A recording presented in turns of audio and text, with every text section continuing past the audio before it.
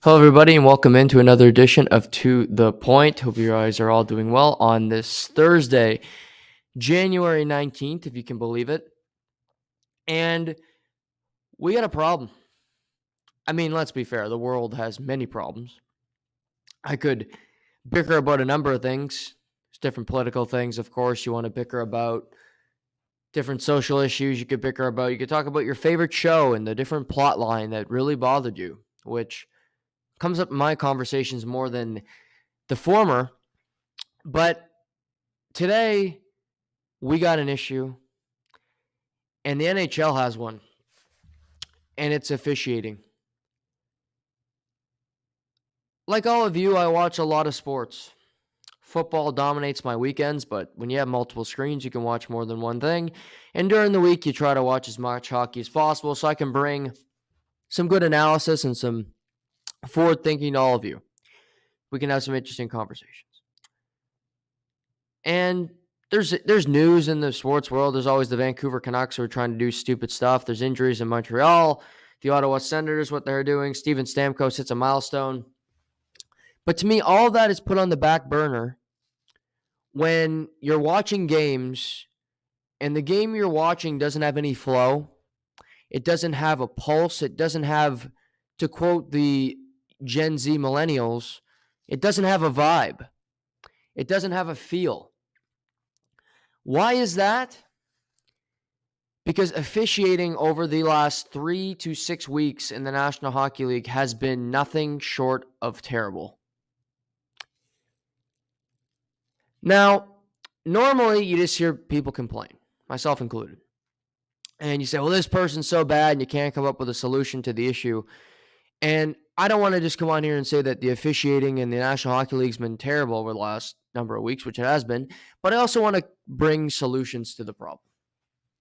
So let's just think about this. Hockey cannot get any less physical, because if it gets any less physical, then it'll be women's hockey. There won't be any physicality whatsoever. I like the women's game, but that's a different entity. That'll be the game that we see. So that's not a solution, less physicality. No, that's not what's happening. Well, do the players need to get better with their sticks? Sure, but haven't they done that already? They've made it more difficult. You slash a guy, you go to the box, you do this, you do that. Before you know it, you're in trouble. So that's not really a solution either. But I think about the world and where people want to go. There are officials everywhere. There are people looking for opportunities. There are people in media. There's just, in the sports realm, there are people everywhere. And when there are more and more people knocking at the door, that can create opportunity, that can create competition. And competition is great in every aspect of life. Doesn't matter the profession. You have some competition, you'll work harder, you'll be better at what you do more often than not. And with officiating, they don't have to worry about it. There's a union. They got the NHLPA that'll back them up, even though the players are getting screwed. The NHL will defend them. And if the coach speaks about an official, they get fined. They basically have whatever you want. They got immunity. They got double jeopardy. It doesn't matter. Anything that happens to these guys, they are safe, tenured, just lock, stock, and barrel. You get whacked with a stick. That's not even a bad injury. You're safe. Tim Peel, do all this bad stuff caught on camera. You're set for life. Well, in the last 2 minutes of an NBA game, there's this thing called the 2-minute report, where officials or the NBA looks at every game and they release a statement about how these games went. They say, well, this was a missed call, this happened, and they release that to the teams. It's a safety measure. You might have a player that's upset about an on-call. You might have something that's missed, and it's accountability. But at the same time, these refs are graded. These refs are given strict rules, and a lot of these bad referees that have these bad nights don't get playoff games. In the NHL, Every year in the playoffs, you hear the same names. There's Wes McCauley. There's Kelly Sutherland. There's that god-awful referee from Bucktouche, and I don't want to crap on him because he's from Bucktouche. He's from our backyard, but he's a brutal referee. I wish if I heard his name, I'd know it right now.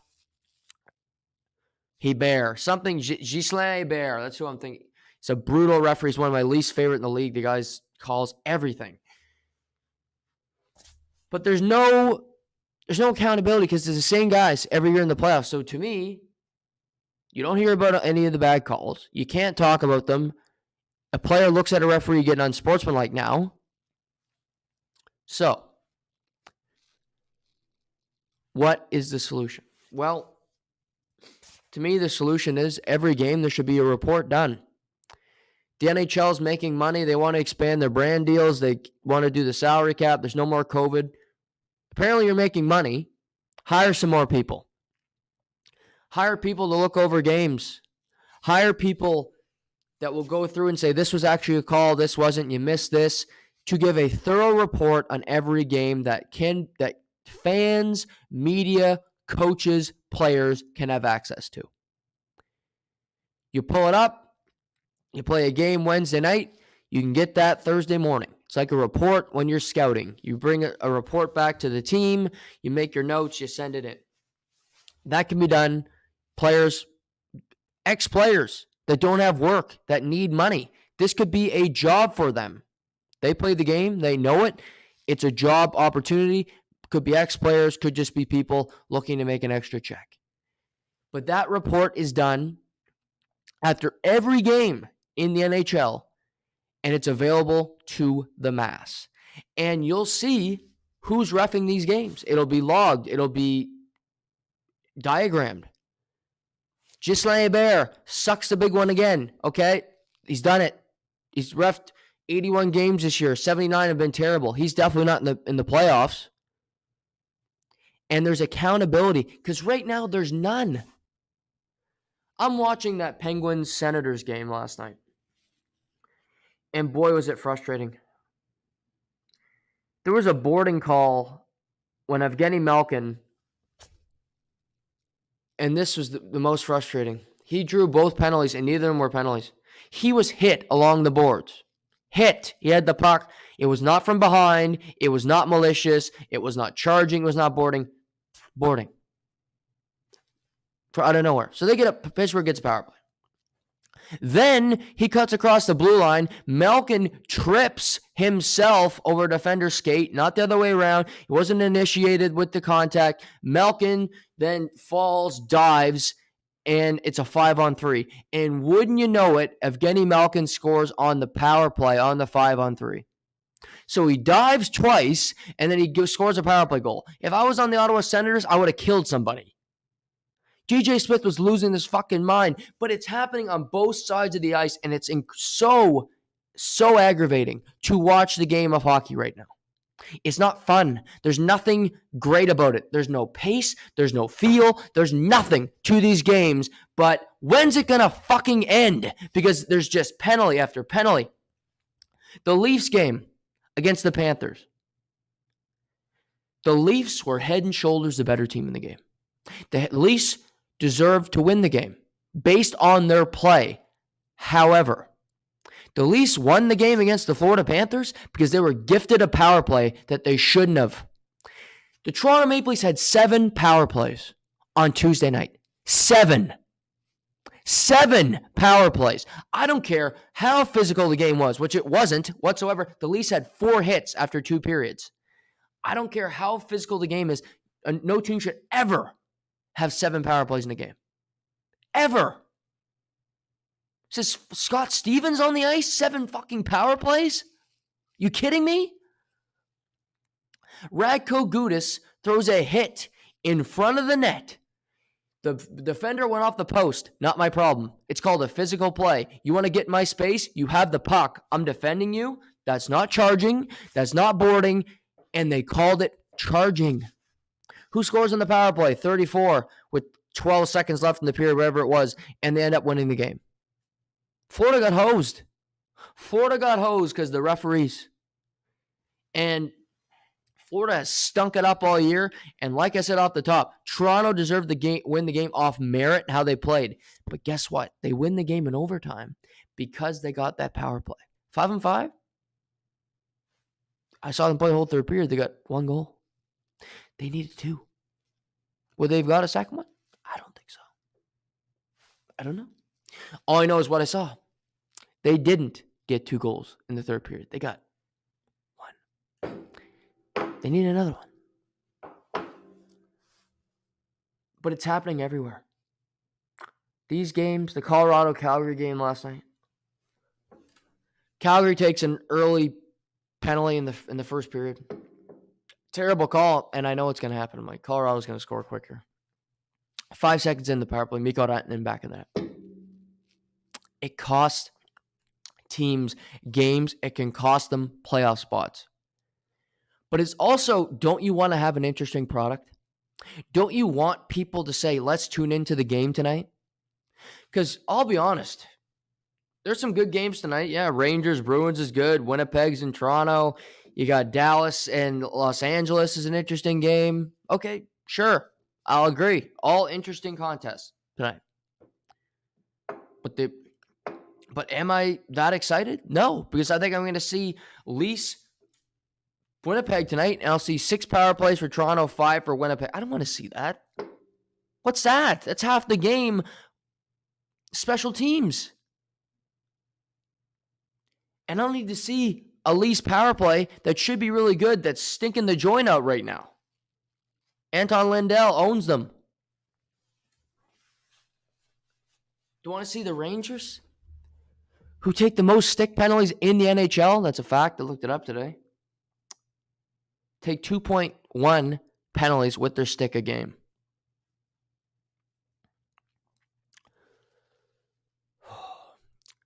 You call what's there. I get it.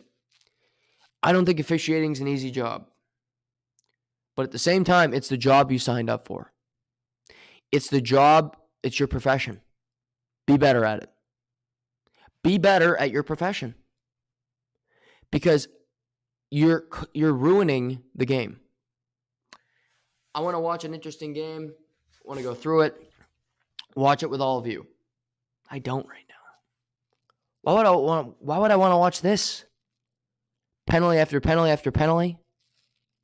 Okay, if you're a fan of the team that wins, bully for you. Luckily for the Ottawa Senators last night, they won the game because they thoroughly outplayed Pittsburgh. Pittsburgh was in the game because of the power play. Period.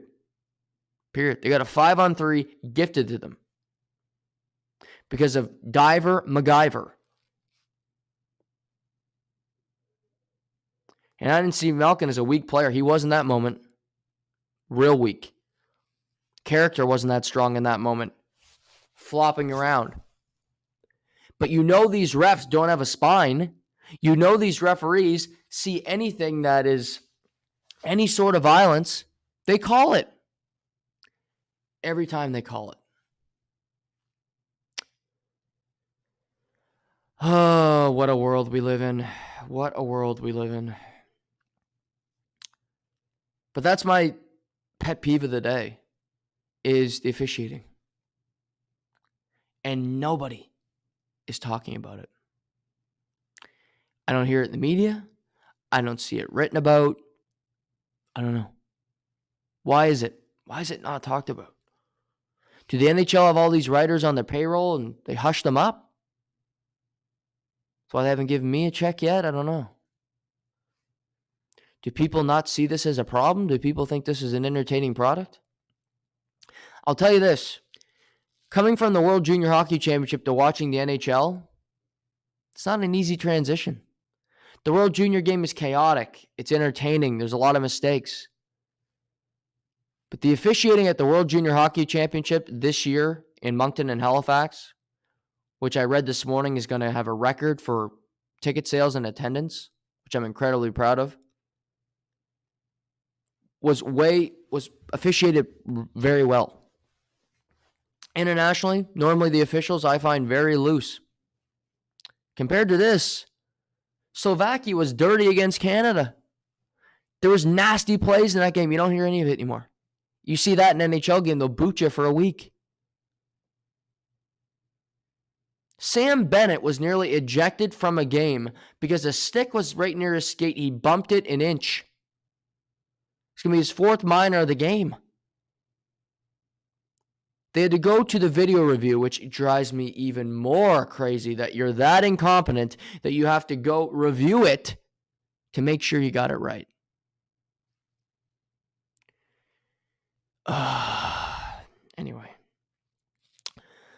Anyway, to quote Frank Costanza, serenity now, because it's unlikely this is going to improve. It's unlikely that the NHL is just going to wake up and say, you know what, our officials suck. Let's do something about it. No, let's keep the status quo. The NHL is like Jim Rutherford. They just come out and do press conferences that can do nothing but hurt their image. That can do nothing but worsen your opinion on that person. Stupidity.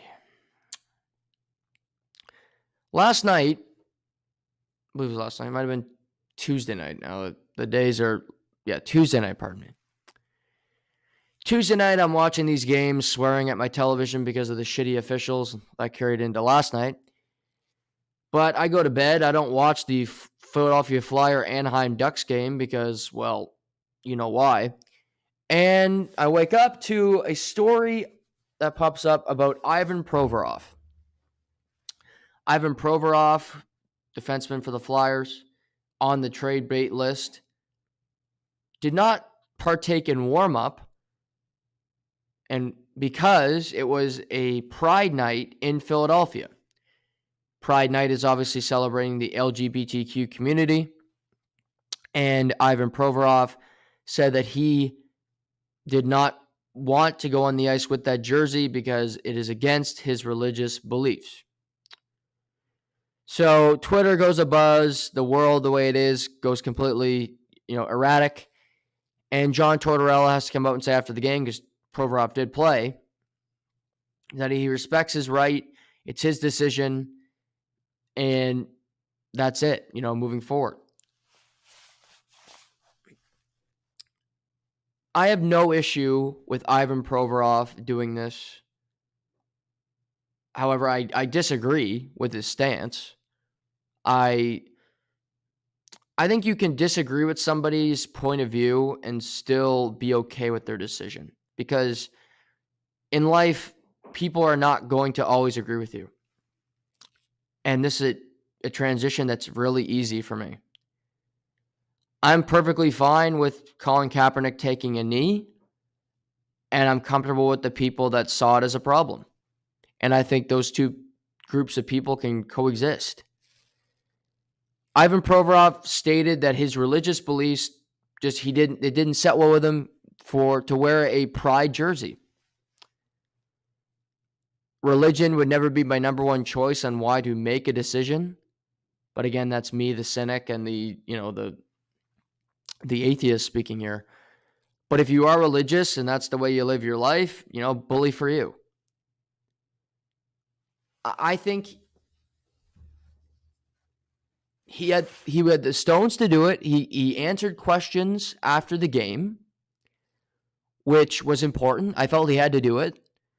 When you screw up in a game, you do something like that. When there's a headline, you answer the questions. He did that to his credit. So, kudos, full marks for him on that. But I don't view this as a massive story to me. But I mean, there's a really simple solution. If you want this to go away and to never have this, to have any kind of controversy ever again for any sports league. I've said this for a long time. Don't have the national anthem before the game.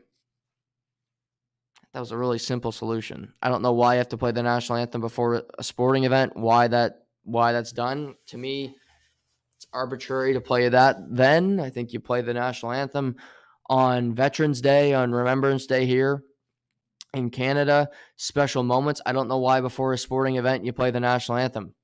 It's their job. We don't play it before if you're an accountant, you don't play the national anthem before you go into work. At least I don't think so. They used to play it at schools. I believe when I went to school, they in grade school they did play the national anthem a few years that I was there. So that was something again. I guess that's more of you're working for the government. You're going to a government institution. Then yeah, I mean, if you're government, you are working for the country, really, because that's who you're getting paid from. But why again, you don't have to play the national anthem. Don't have any of these special nights. I don't think anybody is going to go to a game because just purely based off it being Pride Night. I could be completely wrong, but I don't think people are going out of their way to say, I have to get down to the Wells Fargo tonight because it's Pride Night. Or at the Air Canada Center, or at the Centre Bell, or you go anywhere, Honda Center in Anaheim. I don't think anybody's just purposely going to the rink because it's Pride Night. Don't have any of these nights that could be in question. Pride Night, military appreciation, any of these special, coordinated night, Boo Boo the Foo night. I don't know. Whatever sponsored event you want to have, just eliminate them. Because then there's no controversy. It's just, okay, show up to the rink. Puck drops at 7:06. We're going to drop the puck. Nobody from your local Honda dealer that's going to come out and drop the puck and hand you a stick that you don't want. Just done. Pay it forward. Let's go. But Provorov should not be suspended. He should not be fined. I disagree vehemently with his stance. But I also can appreciate that that's his point of view. And he's never screwed up in his life, to my knowledge. He hasn't done anything untoward. Been a model citizen for the Philadelphia Flyers. So I respect that from him. I do. But I will say, when you come out of the woodwork and you make a statement like this, to me, you have a more pressure on yourself now to represent yourself in a good way and to be that religious person that you portray yourself to be. This might sound like a bold take, but stay with me. To me, religion is a crutch. It can be used as a crutch. It can be used as leverage. It can be used as a failsafe. When somebody screws up, you often hear, well, I didn't listen to God today, or I didn't do this. I didn't listen this way, or I didn't act like the way God would have wanted me to. Saying it that way is an excuse.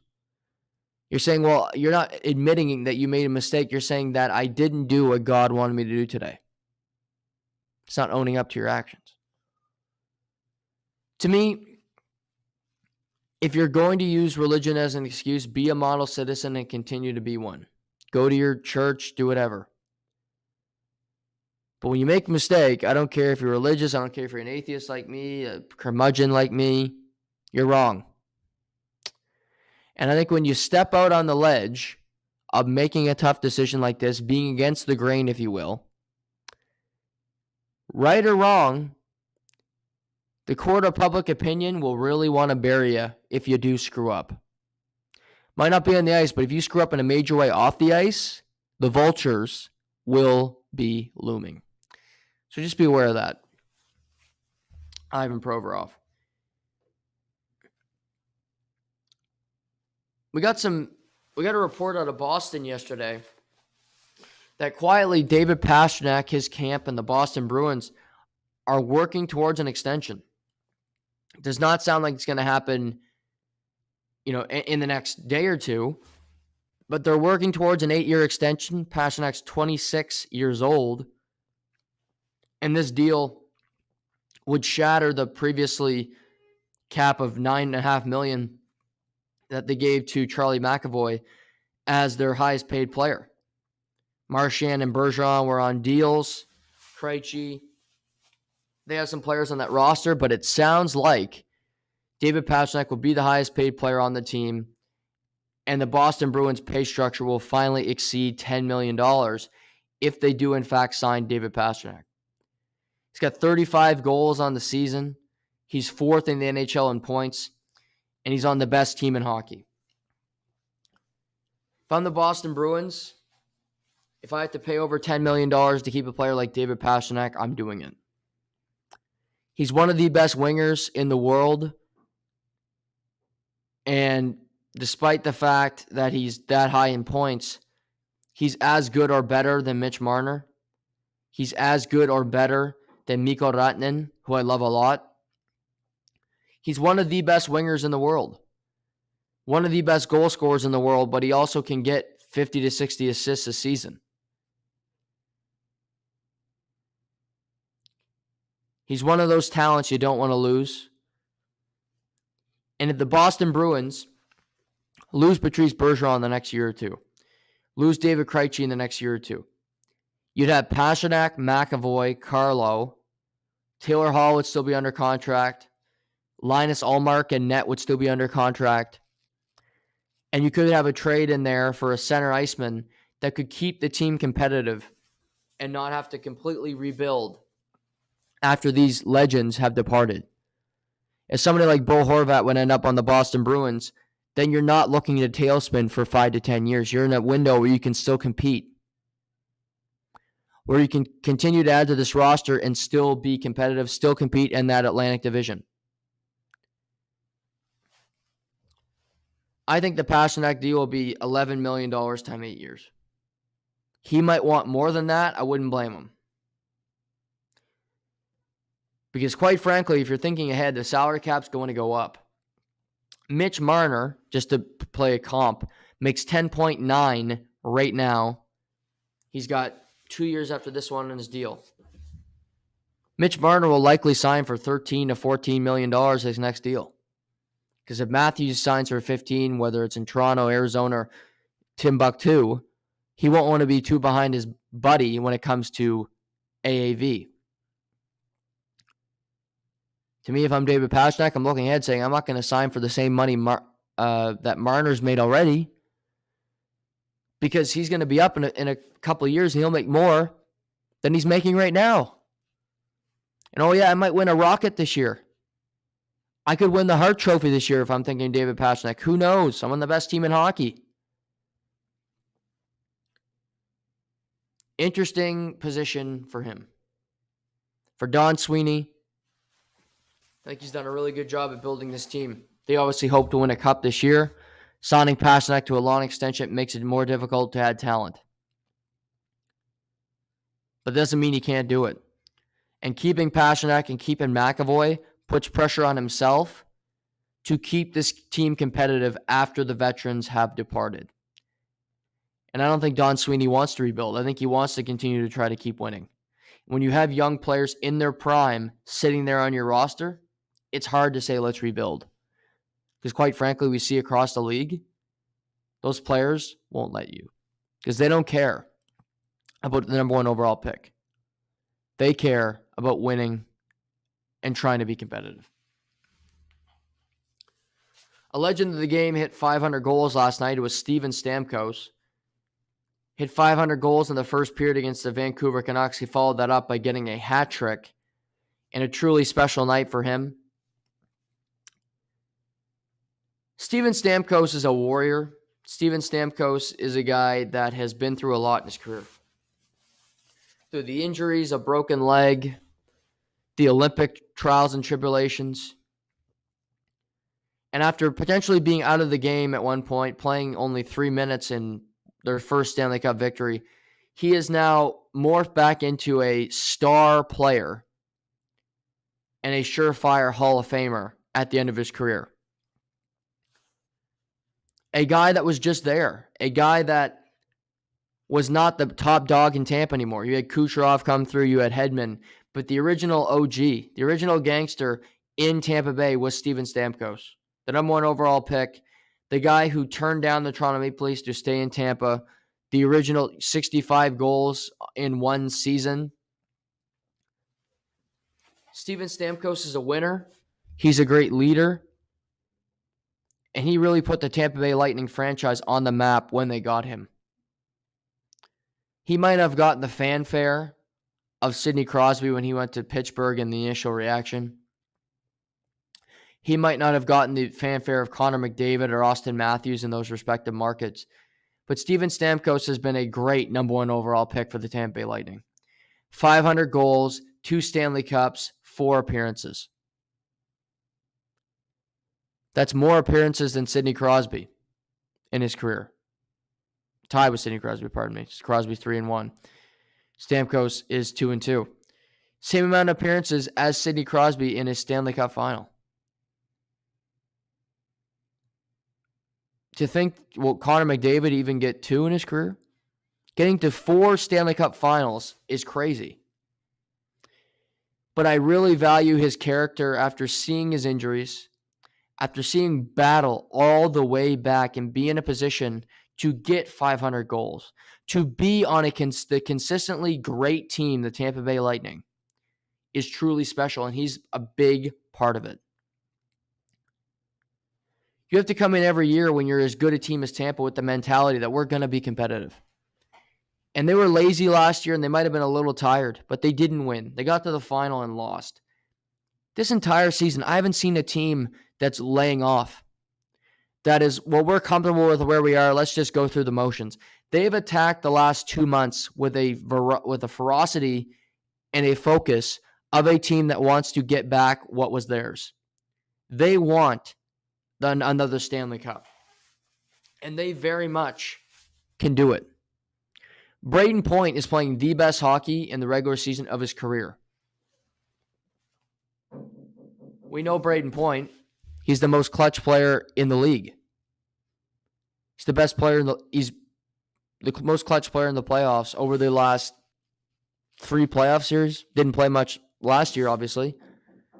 But the most clutch. The best. The best. There's a pair of keys on here on the door. Okay. The most clutch by far. And he's got 26 goals already on the season. Steven Stamkos has 21. Nikita Kucherov's 3rd in the NHL in points. Victor Hedman's having a down year. According to most, Victor Hedman is having a down season.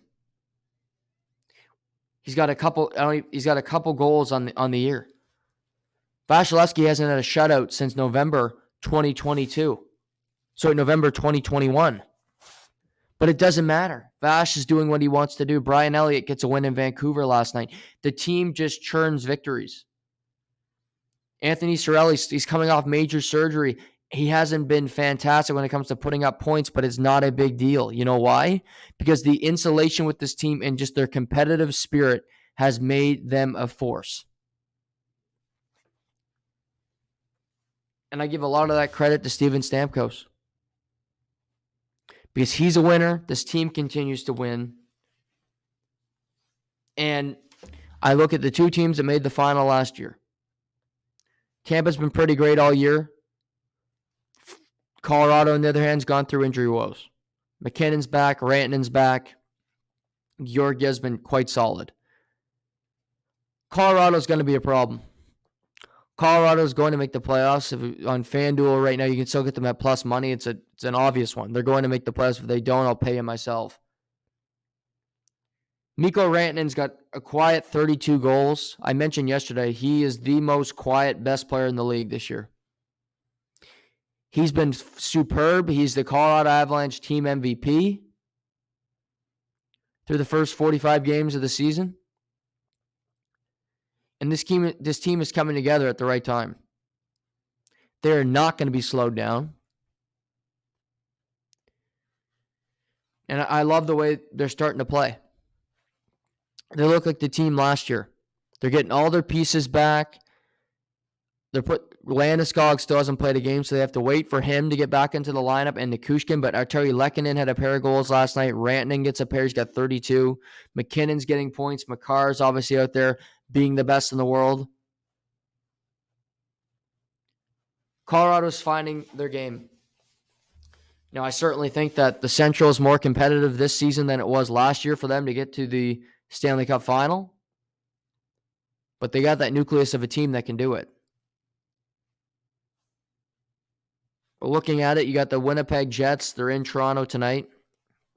Ilya Samsonov looks like he's going to be the projected starter after Matt Murray was pulled in a really awful start for him on Tuesday night, allowing 4 goals on 8 shots against the Florida Panthers.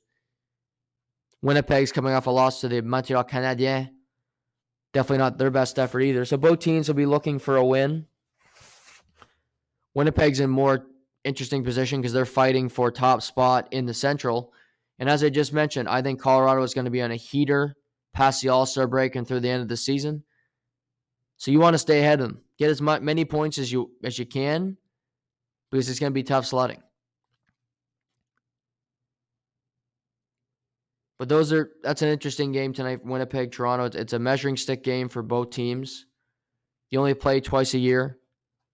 These past couple games between these teams have gotten interesting, have gotten physical, where you got some dirty hits, you have some late stuff, and it can get a little chippy. Winnipeg's interesting because you got Pierre-Luc Dubois, they got Mark Scheifele. They're not going to trade either of them at the trade deadline because they think they can win. I think they're going to be looking to add to this roster.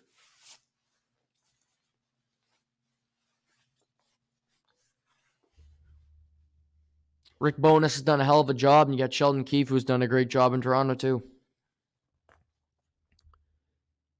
I love the way Winnipeg plays. They attack the puck. I want to see how Toronto handles it tonight.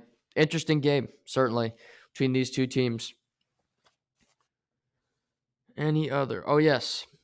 Also, the NHL tonight. Matt Dumba, defenseman for the Minnesota Wild, is a healthy scratch. He was informed today that he's going to be a healthy scratch. It's based off his play. He had good conversations with the coaching staff. Alex Goligoski is coming into the lineup, the veteran. Matt Dumba out. Matt Dumba's been rumored in trade talks. Matt Dumba is a high-risk, high-reward defenseman. And there are going to be times where his game just doesn't look good, quite frankly. Where it doesn't translate all that well.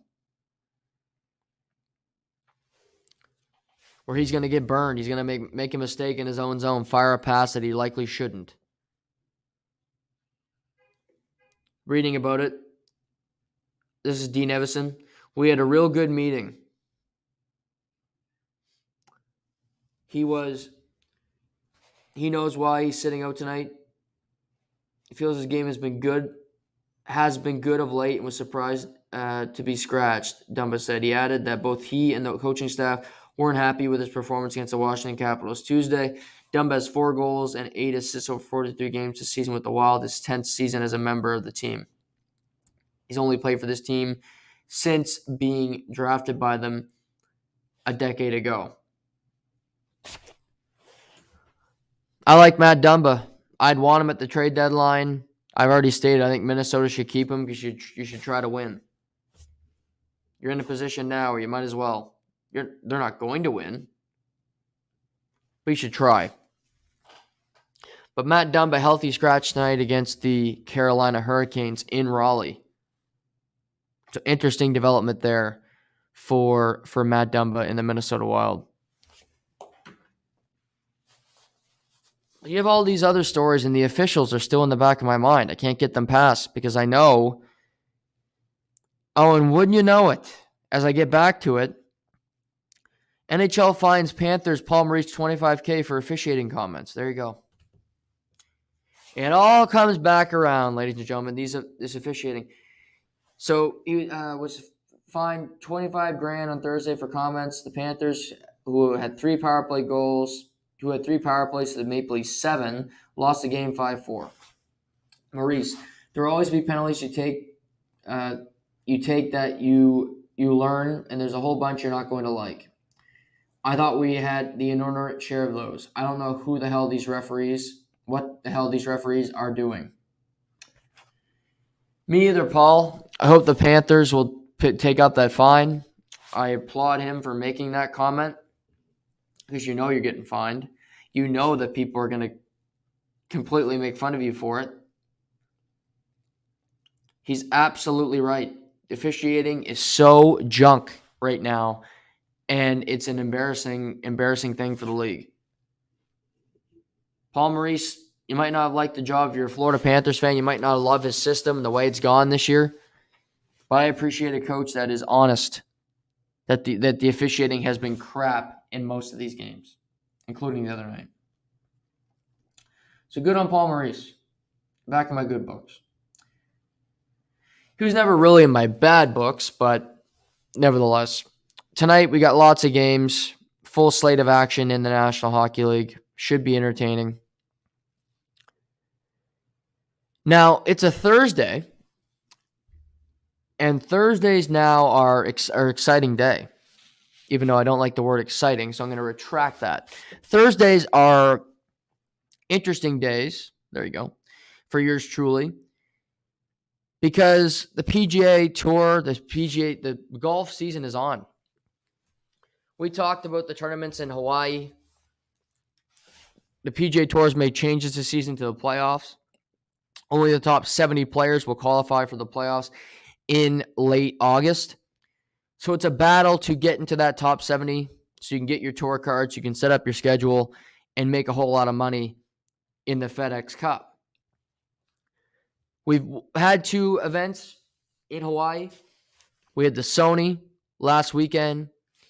We had the Kapalua, the Century Tournament of Champions, where John Rahm took home a winner. And now this weekend, we're heading into the California swing, where we have the American Express. And so far today, we've got a lot of players shooting pretty well. Davis Thompson, really an unknown, untalked about American, is 8 under through 9 holes at the American Express. Dean Burmeister from South Africa is -6 through 11. You get Tyler Duncan, Stuart Sink, Taylor Montgomery, who had a really good weekend at the Sony last weekend, are all 5 under through 10. The Visor, Keith Mitchell, 4 under. The big names, there is some big names at this tournament. Xander Schauffele is 3 under through 9. Good start for him. Tom Kim, one of my favorites, 3 under through 7, just completely doing it. Sahith Theegala, another one of my favorites, 3 under. Samwise Burns, 3 under through 4. You got Scotty Scheffler in the field. Patrick Cantlay is in the field. So everybody has teed off today, and you got Sung Jae Im, Harold Higgs. Great tournament at the American Express. We will talk about the American Express tomorrow on the show. Tomorrow, Big Money Friday, I'll break down all the NFL games over the week coming into the weekend. I'll also talk about the gambling angles for UFC 283, which is in Rio de Janeiro, Brazil, Saturday night. And those bouts include Davison Figueiredo and Brandon Moreno for the 4th time for the flyweight championship of the world. Normally you hear something, this is a 4th fight. Not for me. These guys could fight 100 times and I would watch it. The first 3 fights have been fantastic. This will end it completely. One champion. Davison is fighting in his home country. Moreno's in enemy territory. Can't wait for that bout. In the main event, you have Jamal Hill fighting veteran Glover Teixeira for the light heavyweight title. That title is currently vacated. Glover is a former light heavyweight champion. Jamal is looking to capture the gold for the first time in his career. Another really interesting fight. 2 very different fighters, 2 very different styles. Should be a lot of fun. You also got Neil Magny and Gilbert Burns, which is awesome. Jessica Andrade will fight Lauren Murphy, Johnny Walker, and Paul Craig. Very solid card to start off 2023. But the UFC made more headlines this week when this past Saturday, Dana White met with the media, where he did not talk about slapping his wife. He did that Thursday and really had a ridiculous press conference and said stepping away from the business would not hurt anybody but the fighters and just basically anybody but him, which is a load of shit. But Dana White came out and announced that Francis Ngannou, at the time current undisputed heavyweight champion of the world, aka the baddest man on the planet, had been released by the UFC. His contract had run out, and that he would not be getting a fight. He was being stripped of the heavyweight championship, and the UFC had made a fight March 4th for John Jones to fight Cyril Gane for the vacant heavyweight championship of the world. Now, if you're not a UFC fan, I get it. It can be barbaric. The entire sport and its structure is disgusting. The reason I want to talk about it a little more is talk about the nuts and bolts of these contracts for these fighters and kind of explain that to all of you if you're not familiar. So here it goes. You hear about fighters and you see them win championships and you expect that they're going to make a lot of money. But what happens when you sign with the UFC is you're stripped of your rights. You don't get to make sponsorship deals. You don't get to promote other people. You can fight. You have your set money that you make. And even when you become a champion, if you have a contract already done, you don't get any extras and incentives put into your deal. That also includes no health care, no insurance after you're done fighting if you have hit injuries, nothing. You'd think this sport of all of them would be something where you'd think, okay, yeah, health insurance, maybe having some help, having a little safety net when I'm done fighting, so at least I know I have some help, would be necessary. No, the UFC doesn't do that for people. Francis Ngannou had just finished up his contract, and he wanted certain things. He wanted health care. He wanted to have the right to box under the UFC like Conor McGregor once did. UFC, not interested in that because Conor was a special case and they don't want boxing put into their promotion. Francis also wanted a rep for when fighters are negotiating contracts so that there's somebody in the room, there's somebody fighting, advocating for fighters. Nope, UFC would not do that. So they didn't give him the money he wanted. They wouldn't give him health care. And you can't have a person in the room that's on the side of the fighters and just kind of a person that's there constantly doing the right things. No to all three. Well, does that sound right? Does that sound great? It sounds like a person you want to be business in. You're basically shackled to the contract. You can't do anything but with the UFC. And also, here's the kicker, ladies and gentlemen. When you are in a UFC contract, let's say you have a 5-fight deal. You fight out those 5 fights and you want to see what's out there for you. The UFC has a whole year where they can match any deal you get. So, for instance, if Francis was fighting in the UFC, if he's fighting the UFC, he's done, he gets an offer from Showtime Boxing. And they want to bring him in on a 3-fight deal. The UFC could see the terms, match it, and not allow him to go do that. Meaning they control you through your contract in a year after that. And you might be thinking, well, no, this is not a big deal. Think about your life. When you want to do something different with a job, you can give your 2 weeks. You can leave. You can say, you know what? I want to go try this. I want to do this in life. I don't feel like doing this anymore. And before you know it, you're gone. With this, you're stuck. You're stuck. You can't leave your old employer, and they have control of you throughout your entire professional career. Francis Ngannou said, no, I'm not going to take your money, which the UFC apparently offered him the most money ever recorded by a heavyweight. But here's another kicker, everybody. We don't know how much the highest paid heavyweight has ever made because they don't release money. They're not like the other sports. We don't know how much these fighters make per fight. We know how much the lower fighters make, which is nothing, about $20,000 if you're on an early prelim. But what these main fighters are getting, pay-per-view points, we do not know their salaries. Those are not released. So it's complete unknown. Even Francis Ngannou, who went on the MMA Hour with great journalist Ariel Helwani yesterday, said, I don't know if I was going to be the highest paid heavyweight. They told me that, but I don't know that definitively. Because Brock Lesnar had been the formerly highest paid heavyweight all time, apparently making $8 million. I don't know. Was Francis going to make 10? Was Francis going to make 12? I wouldn't buy the fact that he'd make more than Brock Lesnar did.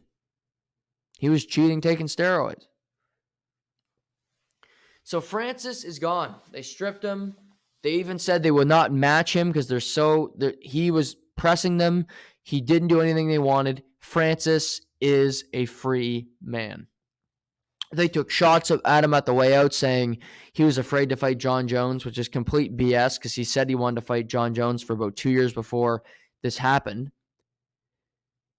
He wanted to fight John Jones for the heavyweight belt, but they couldn't work anything out.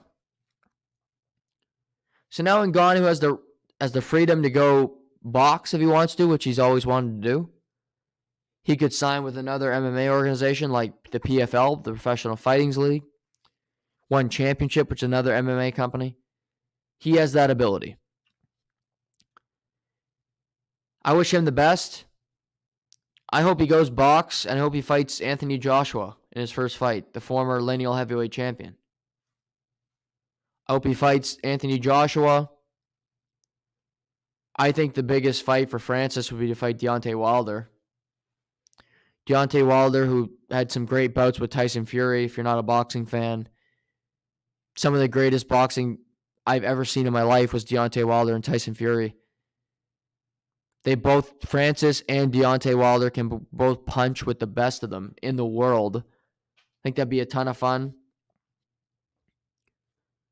But he will make more money in boxing. And I think he's sending a message to other fighters that you should be fighting for this stuff. I tried to for all of you, and look what the UFC did to me. They said no. This might create a window for others to look and say, we should get this. We should get some help. We should get, severance. We should get a pension. A pension if you're in the UFC so many years that we should get some money for being with this company that long. Like we all take for granted. The UFC has booked John Jones versus Cyril Gane. Cyril Gane lost to Francis Ngannou a year ago, January 22nd. So it'll be a year this weekend. Cyril Gane then went on to beat Bam Bam Tai Tuivasa in September. John Jones has not fought since 2020, March 2020, I believe. So it's a long layoff for John Jones, the greatest light heavyweight in the history of the promotion. Cyril Gane's only lost one time in his professional career, and that was to Francis Ngannou after being up 2-0, but Ngannou brought him to the ground and controlled him the rest of the fight. Jones is an underdog right now, only the second time in his career that he's been a betting underdog. I think he'll be the favorite by the time the fight comes around. But that is the main event on March 4th. And through all this complaining about the UFC and Dana White, who I don't think is a good person at all, who started this stupid slap league, I will watch this product. I will be ordering the pay-per-view this weekend. All of the above. I love the UFC. I love combat. But I don't love, and I like that Francis Ngannou was willing to tell people, this is how the sausage is made. This is what I'm looking for and what they're not willing to give me. And I'm the heavyweight champion of the world. Imagine if you're just some no-name fighter that has no rights. I couldn't get this. Dana White also announced that Leon Edwards will fight Kamaru Usman. That'll be their third fight, their trilogy fight. That'll be on March 16th in London, England at the OVO. Leon knocked out Kamaru last August. The knockout of the year. The kick turned around a world in the 5th round where Usman was clearly winning the fight. So there can only be one winner. Usman versus Edwards. That'll be in March. That was announced. Also announced on that card is the return of the highlight reel, Justin Gaethje. He'll be fighting Rafael Fisiev, which is an awesome, awesome fight. Gaethje is always super entertaining. One of the baddest men on the planet. He'll do whatever it takes to win. And Fisiev is a technician himself. He beat Rafael Dorantes in his last fight. Rafael is a former champion in the UFC in his own right. Fisiev is similar to Khamzat Chimaev, where he hasn't been able to get people to fight him. It's been very tough to get people to sign on the dotted line, ranked fighters to fight this man because they don't believe that they can win or they're scared of him, quite frankly. Justin Gaethje is not afraid of any man. His last fight, he lost to Charles Oliveira. He was choked out in the first round where he looked like he was going to knock him out and become champion, but Oliveira was able to fight out of it. And Gaethje eventually submitted. He then had surgery on a broken nose, and now he's returning. He said he wants to have one really great run to see if he can get the championship. I don't think Justin Gaethje will ever be a champion in the UFC. But he's fought Dustin Poirier. He went through that war with Michael Chandler. He's had some great fights with Tony Ferguson. He nearly beat Charles Oliveira. He lost in Khabib Nurmagomedov's retirement fight in Abu Dhabi. He's a UFC Hall of Famer. He's been in the octagon with some of the very best and done everything he possibly can to win. He loves the fight game. I love to see him back in there. Justin Gaethje, Dustin Poirier, those are two guys that will always get the utmost respect from me because they will fight anybody, anywhere, anytime. And that cannot be said for everybody. Then yesterday it was announced another title fight. Valentina Shevchenko, who has not fought since the summer, will be returning on March 4th, the same card as John Jones and Cyril Gane, to fight Alexa Grasso for her strawweight championship. In her last fight, I thought Shevchenko lost. She fought Taylor Santos. I believe Santos won the fight. It was very close. It came to a decision. I said at the time Shevchenko will retain because it goes to decision. More often than not, the champion gets the advantage. And when you know it, Shevchenko retained the gold. This is not the fight I would have made. I think this is a fight for Shevchenko that's really in her favor. I think this is one where she's coming off a really tight decision. They want to boost her confidence up. I think in a perfect world, they want to see Shevchenko fight Amanda Nunes another time, be the third fight between the two women. You could argue the two greatest champions in the history of the UFC when it comes to females. There's also the possibility that Erin Blanchfield and Taylor Santos, who got the last title shot, who are fighting in March, the winner of that fight could get a shot against Shevchenko, which to me would be warranted. Erin Blanchfield has been on a run. She beat Molly McCann, dominated in her last fight. Taylor Santos, I mentioned, was nip and tuck away from winning the belt herself against Shevchenko. What this means for Amanda Nunes, I don't know. Like I said, I think that third fight is what the UFC wants. There's also always the possibility that they want Amanda to fight while Shevchenko's taking a break after this fight. They could throw her in the cage with Juliana Pena again. To me, it's not a fight that needs to be made. Pena lost clearly. That second fight was not close. Amanda dominated her. Pena's been clamoring for a rematch because she was the champion, but she had 0 title defenses. Is not something that I think has to be done. But lots happening in the UFC. It's not all positive. Like I said, it's definitely not all positive because there's a lot of crap right now. We're trying to pick through it and find the truth. Find the truth, see what's really happening, and try to deduce what's happening around us.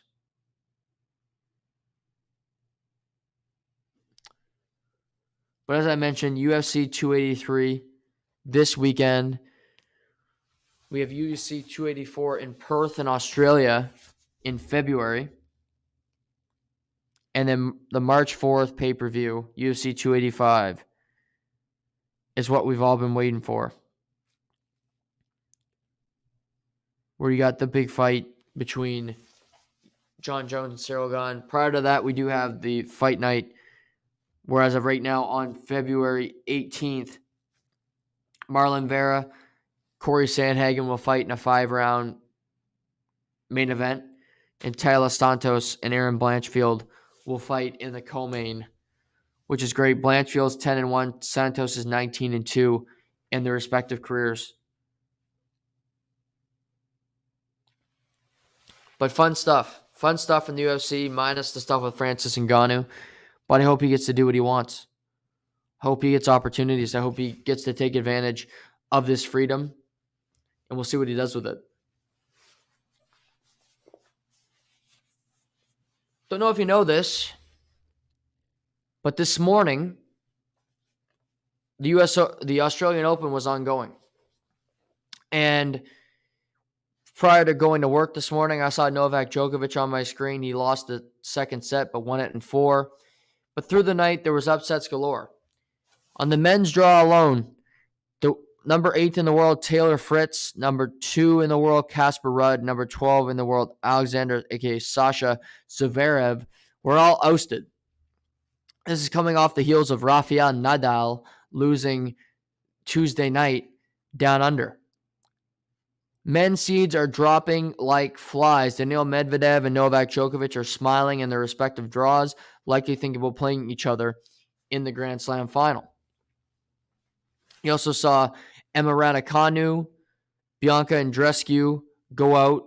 Leylah Andy Fernandez of Canada also lost last night to Caroline Garcia, who had one of the best 2022s for any player on tour, man or woman. So some great players are dropping like flies. But then, after I leave for work, the next up on Market Court Arena is Andy Murray. Andy Murray had won a 5-set first-round match against Matteo Berrettini. Berrettini's best surface is a hard court, and he and Murray had a great battle at Wimbledon, 5 rounds, where Berrettini came out on top. But Murray got some revenge. Andy Murray's played a few events over the last number of years. He will play in selective majors, and we see him play 1 to 2 matches, and eventually he bows out. But they all seem to be 4 to 5 sets. They're all incredibly entertaining. And then we get to this morning. Fresh off a 5-set win, where he led 2-9, but was able to find the fortitude of winning it in the 5th, Andy Murray met Francis Kokanis, who's an Australian himself, home favorite, who had won the doubles championship with Nick Kyrgios last year at this event. So these men are going at it. They're playing a really entertaining match. And Andy Murray loses the first 2 sets. He's down 2-1, and it looks bleak. You win that 5-setter, you haven't played a whole lot of tennis, you don't have that much energy, and before you know it, you'll be out. But in 5 hours and 48 minutes today, Andy Murray fought all the way back, winning the 3rd set 7-5 in the 3rd set tiebreaker, 6-3, 7-5 to come from 2 sets down to upset Kokanis. Kokanis had 37 aces to Andy Murray's 10. Kokanis had a better first serve percentage. Andy Murray only went 5 for 22 on break points, which is incredible. But he found a way to persevere. And Andy Murray, to me, is one of the best players in tennis history for this reason. He won multiple majors in the Nadal, Federer, Djokovic era. He won an Olympic gold medal while these two are in their prime. And he deserves credit for finding a way to win while these guys were roaming the courts, while these men were doing their thing. He did it while they were winning. And he does it again today. He's never going to be a Grand Slam champion again. He's never going to be in that window. But I give credit where credit's due, and Andy Murray deserves it. With the win, he will get Roberto Bautista Agut, the number 24 seed, in the third round.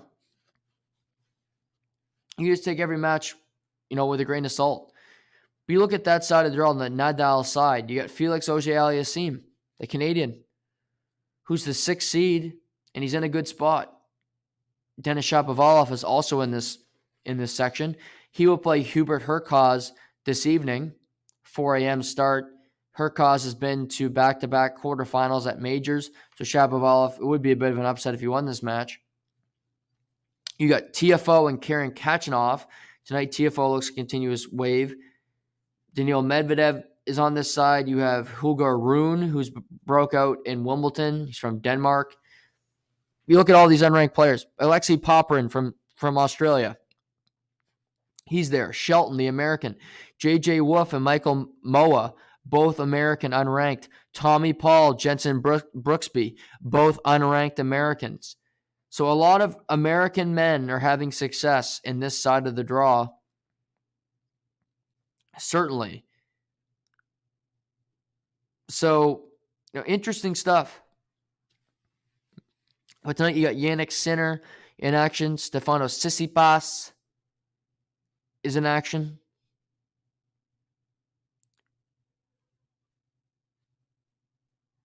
You got also tonight Cameron Norrie, the great player from Britain.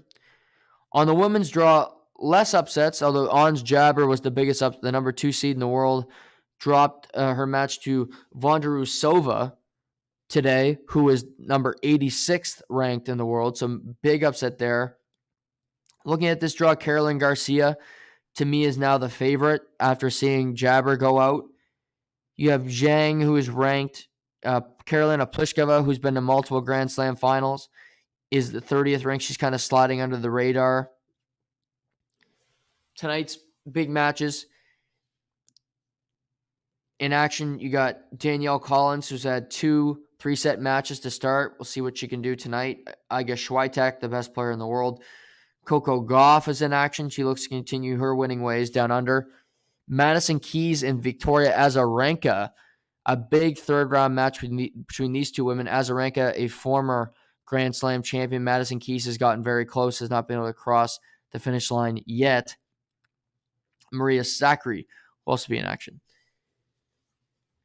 So the tennis has been great so far. I'm enjoying it. You can watch it at nighttime, wake up in the morning, it's on. I love the Australian Open. No head coaching hires in the NFL yet. We're going to talk more NFL tomorrow.